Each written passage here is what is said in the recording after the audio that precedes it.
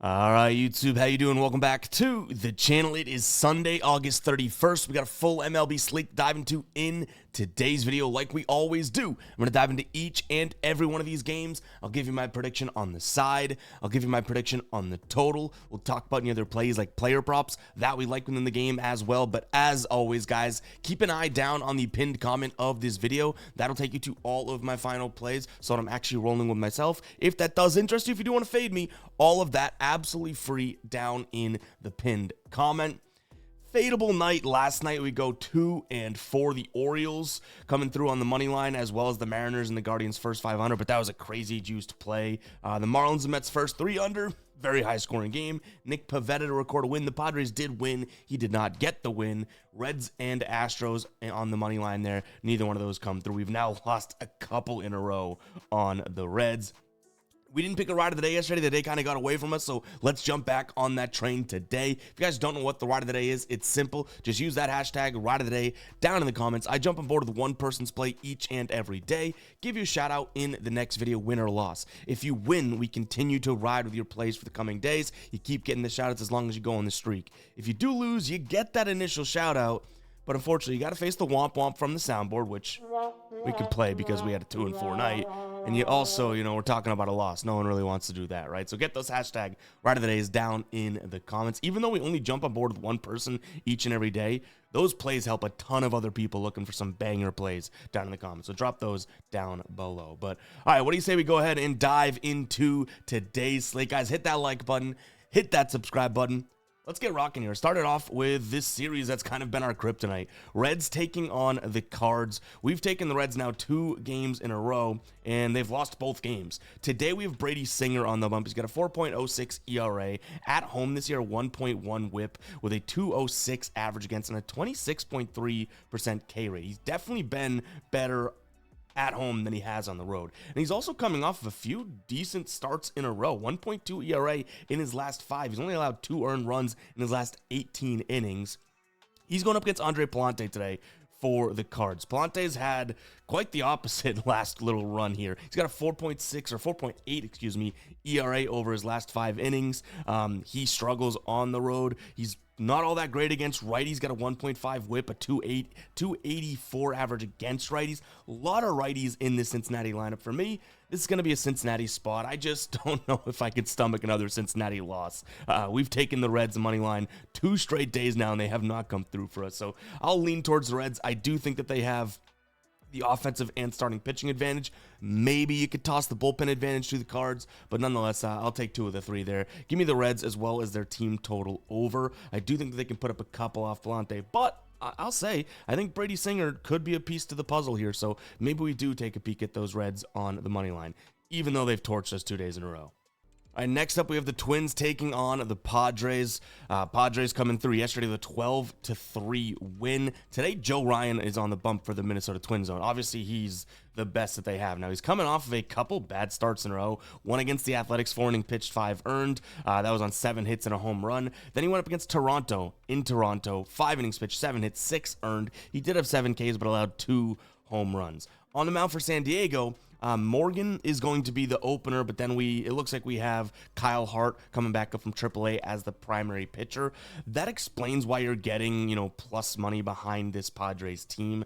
I don't think that Joe Ryan is enough to prevent me from getting to the Padres here, though. They are still the clear-cut better team. They have the better offense, the better bullpen. Yes, the starting pitching is probably somewhat of a concern, but ultimately, I just can't seem to get there. So I'm going to lean Padres, but I'll give Joe Ryan the credit with that under 8.5. He does have decent numbers against this roster. 31 plate appearances against, so smallish sample size, 29% K rate, 0% walk rate, an average against of 226, a WOBA against of 249, an expected WOBA that drops down to 237. So maybe he'll be all right. The one thing that I will also say about Kyle Hart, kind of leading to the under here, is the fact that he throws a slider nearly 50% of the time. And we can even jump into our dashboard and I can show you. So using our Guy Boston Sports MLB dashboard, which can be found at GuyBostonSports.com, head to the members area, sign up for the MLB dashboard right there. You can see here, 50%, 46.9, rounding up, 50% of the time he's going to throw the slider. Minnesota really bad at hitting the slider right now, third worst in the entire league. Only a couple guys that really matter. Wallner and Jeffers hitting that fairly well. Eddie Julian, I guess you could throw in there as well, but still, I do like the idea of, Kyle Hart's slider being able to work. Now, he's really good against lefties. You have Laurent, you have Matt Wallner. There's going to be a few switch hitters in the lineup. Maybe he's good there too. So kind of giving Kyle Hart a little bit of credit. And the high leverage arms will be okay. Mason Miller, Robert Suarez, good to go in San Diego's bullpen. So I think an under 8.5 could be something that we consider, as long as Joe Ryan kind of gets right back on track, right? Like I mentioned, he obviously had a couple bad starts in a row, but I think it's worth taking a peek at the Padres for plus money here. I'd want to get plus 110 or beyond, to be honest. But, either way, they're plus money. I still think they're the better team. So I'll lean towards them in the under. All right, guys, before we do move on with the rest of the games, I want to talk to you about Sleeper. If you have not checked them out yet and you like player props, you should definitely do so. There's a QR code on the screen right now, or just use the link down in the description. I'll also put it in the pinned comment, whichever one is more convenient for you. Right now, you're going to get a mystery deal, which is a 0.5, pretty much a gimme square when signing up. It'll be something like a pitcher's needs to get 0.5 outs, or a player needs to get over 0.5 at bats, which, again, unless some miracle happens, those are gimme squares. Go ahead and check it out. You're also going to get up to $100 matched when you make your first deposit. And honestly, Sleeper's really cool. Let's see. Hopefully they don't make a liar out of me. They always just have random discounts on the app, which is kind of the best thing about these DFS player prop apps, right? So here we go. Sleeper, boom. Player promos right now. Look at all of these promos they have. They have them just blocked out so you could see them right here. More so, we have a 30% profits to use, 30% profit to use until you win. That's really cool. They do that so you can use that promo, and again, you can keep using it, and you don't burn it if it does lose. You have a 25% boost on MLB today. You also have a Hunter, who's a esports player. His line is dropped down from 26.5 kills to 23.5, and Jesus Luzardo, they've boosted his strikeout line. So a ton of different promos live on the app right now. I know one day I'm probably going to pull up the app and be like, they always have random promos, and there's nothing going to be there. They're going to make a liar out of me, but still has yet to be the case. That's why I love Sleeper. They do things really, really unique. Each and every play that you throw into your entry changes the payout dynamically, kind of like an odd system. So it's very cool, guys. Again, get that first deposit matched, get a free square, go take advantage of all those promos. I know they're going to be dropping heat during the football season as well. Check it out. That link will be down below in the description, as well as the pinned comment. All right, we got a bunch of games to jump back into here.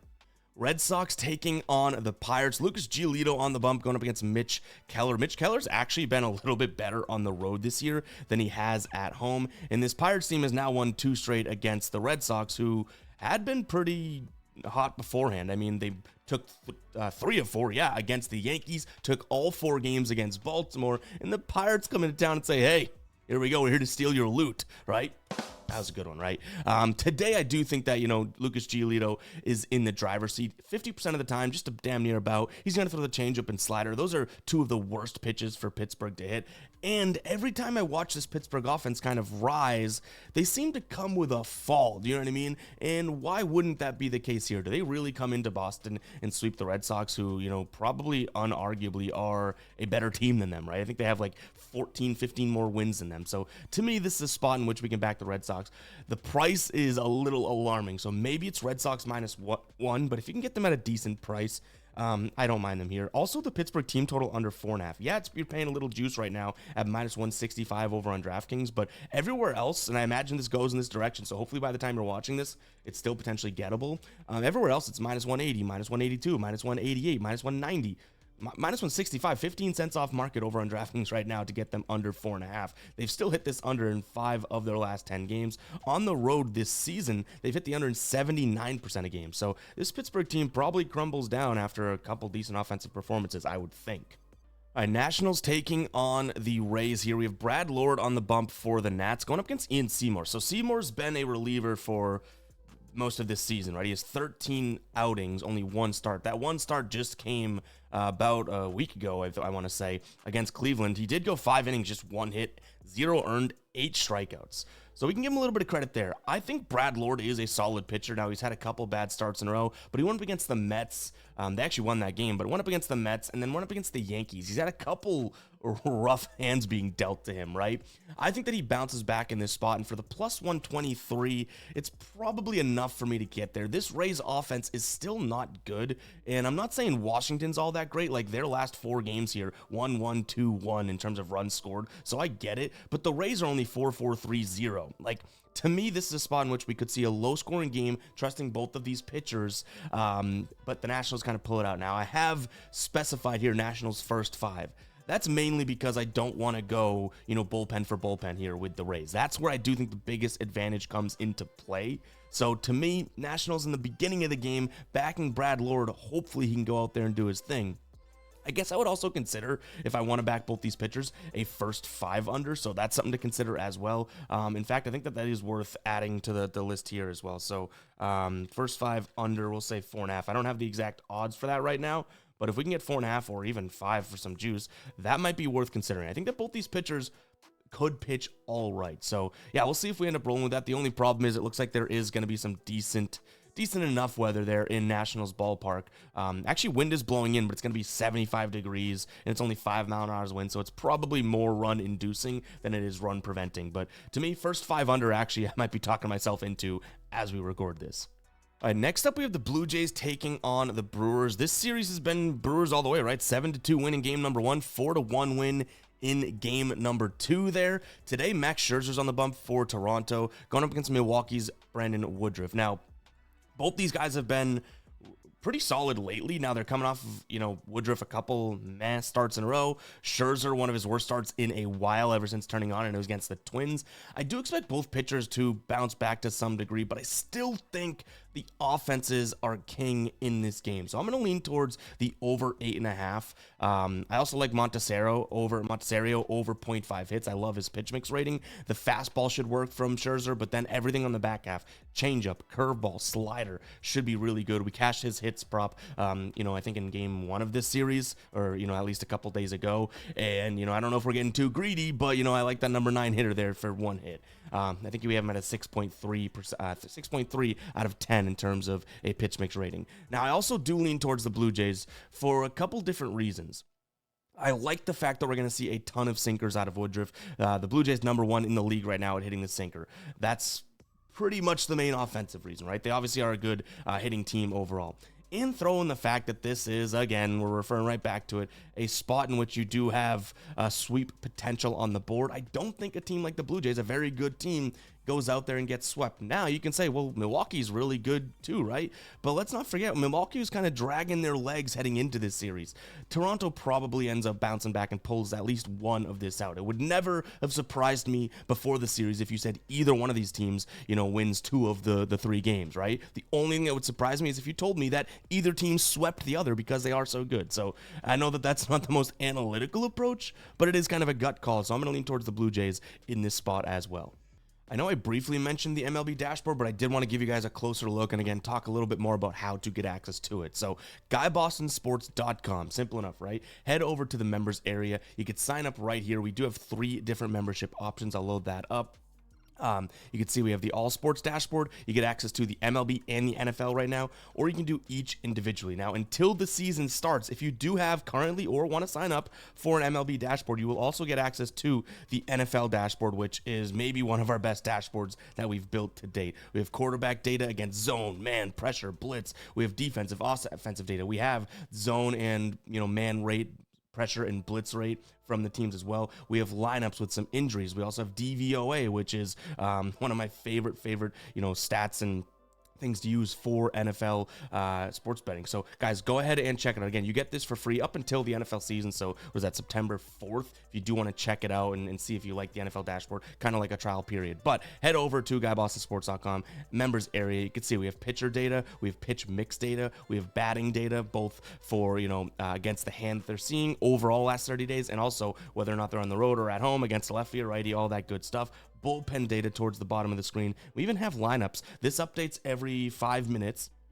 And so if they make a lineup change or whatnot, this should update. And we also have per pitch. You can see who hits what pitch as well. And we even have our own algorithm. pitch mix rating for the batters, and we're still testing our pitch mix rating for the pitchers.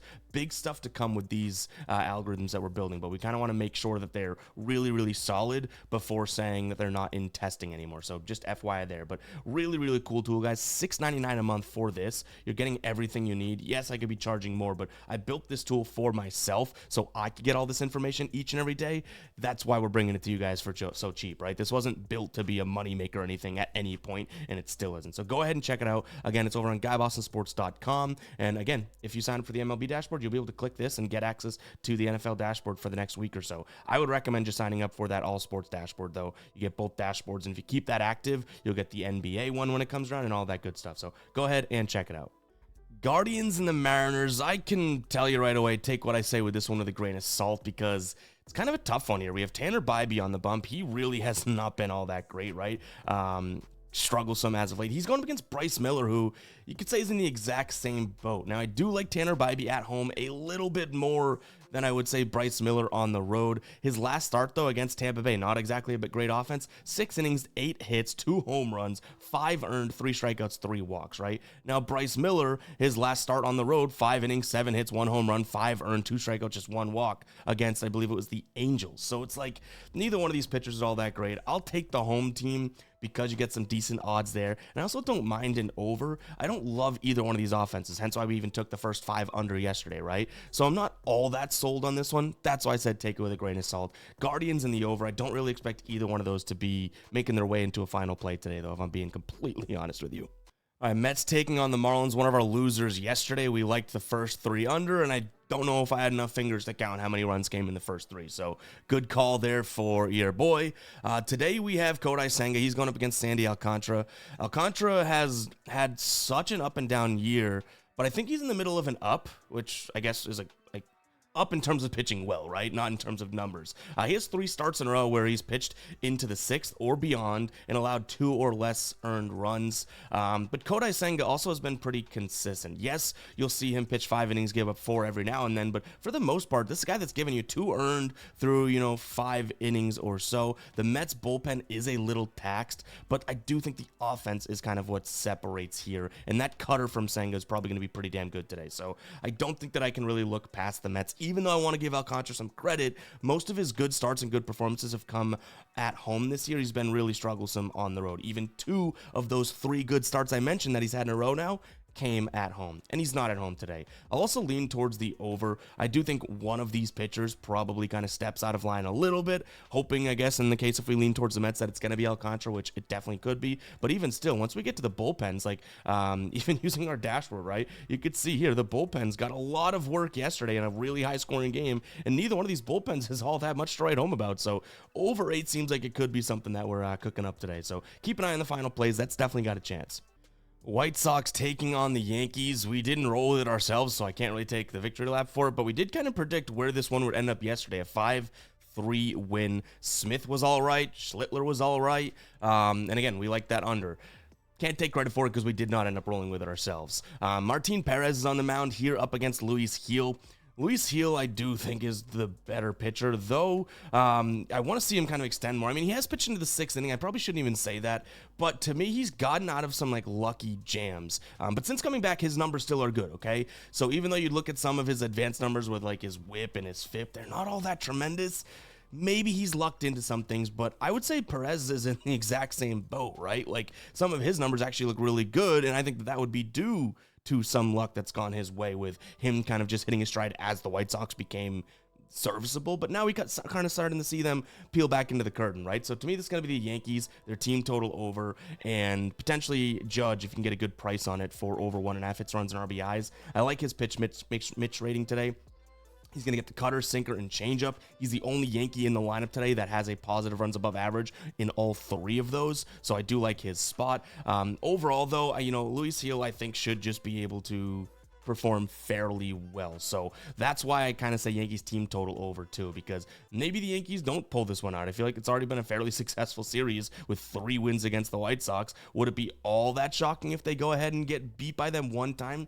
Not so much. And they have the Astros on deck. Now, They do have a day off, so maybe they're not thinking about that too much, but a 3-game series in Houston, Yankees might be doing a little bit of look ahead, so I don't mind them to go out there and score some runs, but maybe that's why we don't look at the Yankees team total over, because what if Heal's not fully there? What if this bullpen blows another game? And what if the White Sox just kind of do what they were doing, I don't know, a week ago and scoring some runs, right? So to me, this is kind of a weird one, but we do have 3 potential options, at our footstep there. All right, we got Kansas City taking on the Tigers. Yesterday's game was a 3-1 win for Kansas City, so this series is now split. But we have Tarek Skubal on the mound today for Detroit, and that's obviously going to give them a little bit of an advantage. Going up against Michael Wacha. Michael Wacha has 184 plate appearances against this current Tigers roster, meaning the guys that are currently making up this team. Just a 17.8% K rate, a 7.6% walk rate, an expected batting average against of 285, and an xWOBA of 348. That's a lot different than Skubal, who has 138 plate appearances against this current Royals roster, 30% K rate, 2% walk rate, average against of 218, a WOBA against of 252. So obviously there's a starting pitching advantage on one side, and the Royals also not exactly the best team against lefties as of right now. I think that this is a spot for the Tigers. Now, that being said, it's a crazy price tag to pay for a team that's offense doesn't seem all that great. So I kind of pivot to Skubal to record a win. You can get plus 105 right now. I believe it's 4 or 5 straight starts in which he has not recorded a win. That's either due to them not even winning or him pitching well, like I think he did against Houston, and them giving him 0 run support. They ultimately won that game. I think it was like 2-0, 1-0, something like that. So yeah, for the plus money, Skubal go out there, pitch deep into the game, and get the win. My only concern is that their bullpen is fairly fresh, so could they yank him a little early? And, that obviously hurts the idea of getting the win. But for plus 105 with, the best pitcher in the AL here, I think that could be a decent spot. Another spot to consider, but I think you're paying way too big of a price tag, would be Kansas City's team total under. But to me, I think Skubal to record a win is kind of like the beat around the bush version of like hybridizing all of my concept of the game here. I feel like I just used way too many words. But the way to kind of depict how this game's going to go, he pitches well against a team that doesn't hit lefties well. Hopefully he gets a little bit of run support and he records a win. You're essentially taking Tigers money line, but you're getting a really good price. I know that's not how it works, but that's how this dumb brain's going to think it works for now. All right, next up, we have the Astros taking on the Angels. We had the Astros yesterday, and they lose 4-1. Spencer Arrieta, Kyle Hendricks both pitched 6 innings. Today, we have Hunter Brown on the mound, though, and I think that he's someone that's worth backing now. That being said, when he last pitched, he did go 6 2/3, 2 earned, 7 strikeouts, no walks. You think that's good, right? They lost 6-1 against Colorado. Going up against Jose Soriano, who has been kind of hit or miss lately. His last start came this year against this Houston team, in which he went 6 2/3, so almost 7 innings pitched, 1 earned, 10 strikeouts, 3 walks. I like the Astros in this spot. I don't think Soriano holds it down like he did there, but I do think he holds it down enough to take a peek at a first 5 under 4.5. These are 2 spots that I could see both being plays today. Yes, you're paying a lot of juice, but I think you're getting the better Astros team with Hunter Brown on the mound, a far superior pitcher, a better bullpen that is fairly taxed, but they should be able to navigate it better. Even if they don't, it's like the LA bullpen stinks, right? So I think you can win in all 3 facets here, both starting pitching and bullpen from the pitching side of things, and then offensively, I like the Astros. So I like them on the money line. I also like that first 500. I think it's going to be massively high scoring to start this game. So yeah, both these have a chance of being a final play. Trusting Hunter Brown and trusting Soriano to keep the ball on the ground. This is an Astros team, last 30 days here against righties, 5th most ground balls. Soriano is one of the best ground ball pitchers in the game. It's hard to score a bunch of runs when you're not sending this thing over the wall. So I trust Soriano and I trust Hunter Brown. But ultimately, I think when push comes to shove, I trust the Astros a little bit more to get the job done. So 2 plays that definitely have a chance of being a final play there each. Rockies taking on the Cubs. Matthew Boyd up against Tanner Gordon. I think it's obvious that the Cubs probably are the better team. Now, Boyd, could struggle, I guess, to some degree because it's Coors, but even still, I don't know if I necessarily see this Rockies team doing all that great. And the Cubs kind of need a lift me up, right, or pick me up. They scored 11 runs in game 1, which is probably pretty nice, but then they kind of came back down to earth yesterday and scored, I think it was, 4, they won 4-3, so 4 runs. They're probably ultimately going to score a decent amount of runs, but to me, this is such a weird one, and the odds don't really do it for me, so I would say Cubs on the money line parlay piece, or Cubs to score like 4 runs as a parlay piece. By the way, guys, on the second channel, More Guy Boston Sports, you can see right here, we've been doing a parlay of the day if you guys do want to go check it out. So subscribe to the second channel, More Guy Boston Sports. Yesterday's did not hit, but hit, didn't hit, hit. We hit 4 of the last 5 prior to that. This one, 2 days ago, being a 475 cash. So, yeah, you're going to want to go check out those parlays. But maybe we include the Cubs in that today. Who knows? Cubs as a parlay piece would be the only thing that I consider in this.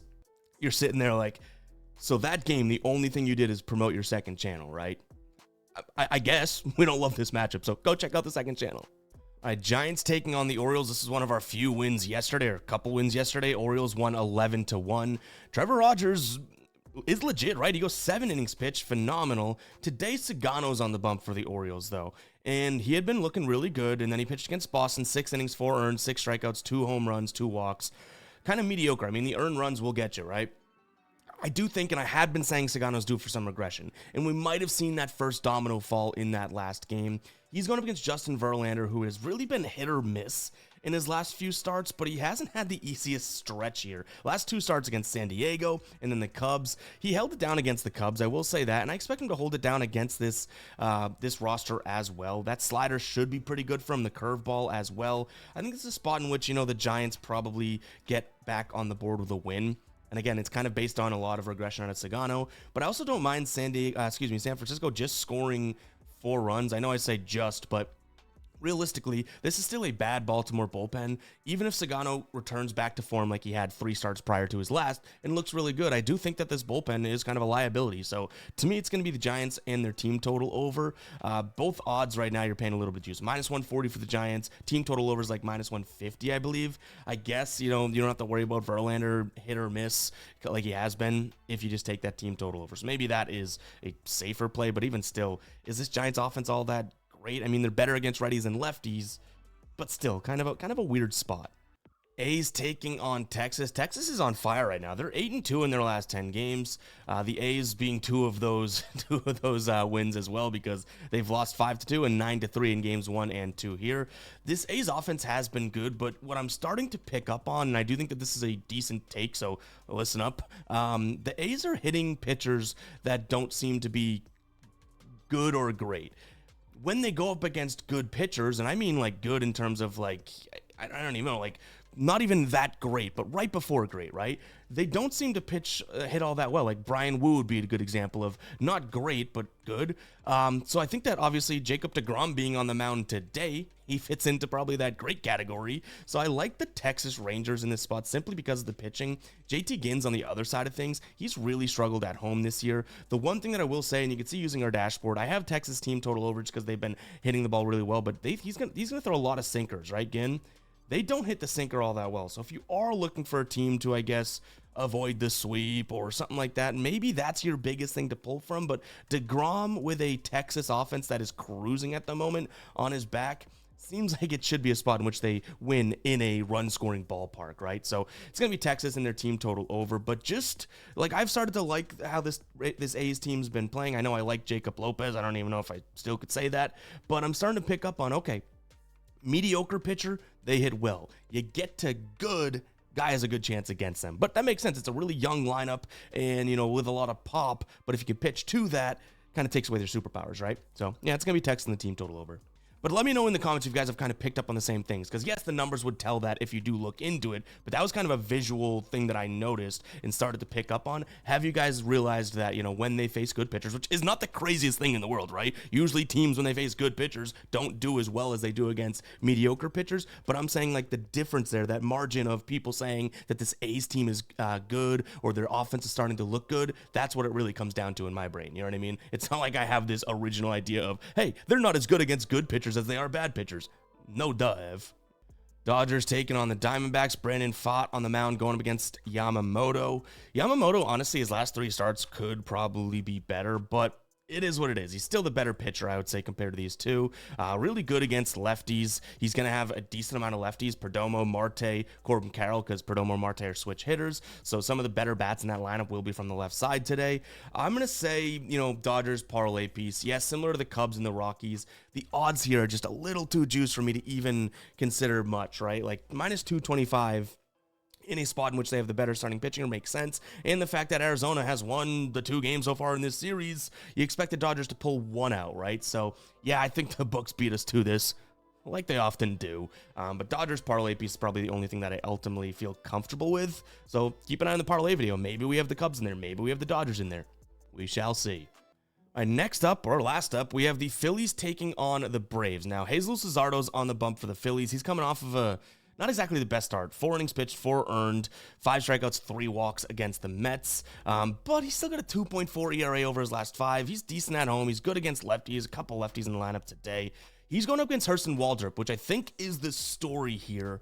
And I don't know if I'm going to have a popular take right now. Waldrop has been phenomenal. 4-0 since coming up, right? And I think he only has the 4 starts. So coming up this season, 4-0, and he has a .9 ERA, a .77 whip, a FIP of 1.9, average against 157, strikeout rate of 27%. The dude's obviously fantastic, right?